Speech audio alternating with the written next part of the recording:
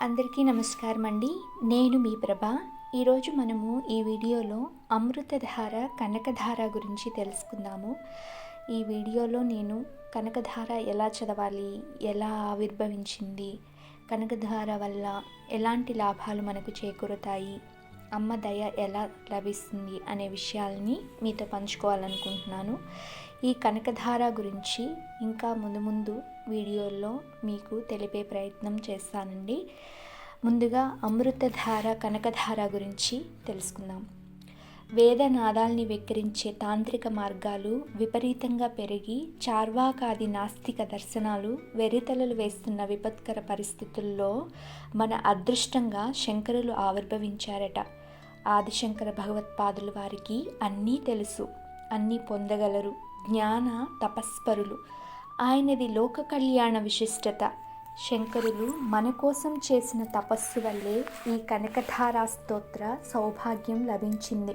ఈ స్తోత్ర ప్రభావం అమోఘం. ఇది సమగ్ర సంపూర్ణ ఐశ్వర్య సౌందర్య ఖని, పరమరమణీయం, అక్షయ కోసం. దారిద్ర్యం చుట్టుముట్టి ఎండు ఉసిరికాయను మాత్రమే భిక్షగా ఇవ్వగలిగిన పేదరాలిపై జాలి కలిగి ఆమె జీవనాన్ని ఐశ్వర్యమయం చేయమని గగనమండలం వైపు చూస్తూ బాలశంకరులు చేసిన ప్రార్థనకు విష్ణుపత్ని ప్రత్యక్షమయ్యింది. బంగారు ఉసిరికలను వర్షించింది. ఈ కథ మీకు తెలిసే ఉంటుంది.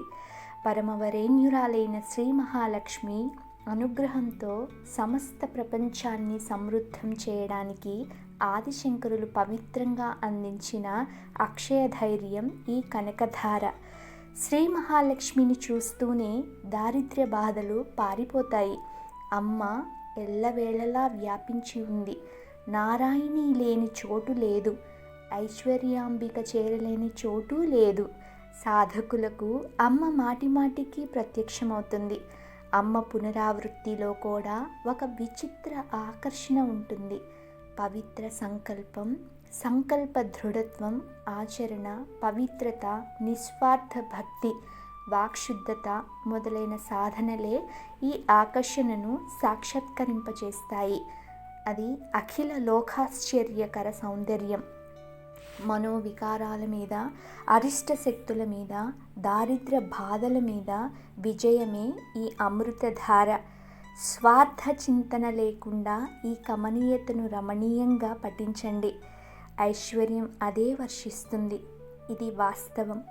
అమ్మ చల్లని దయ మన మీద ఎప్పుడూ ఉంటుంది.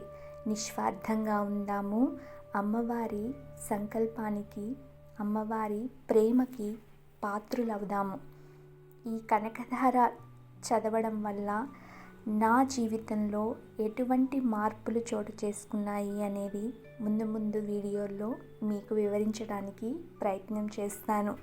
శ్రీమాత్రే నమః.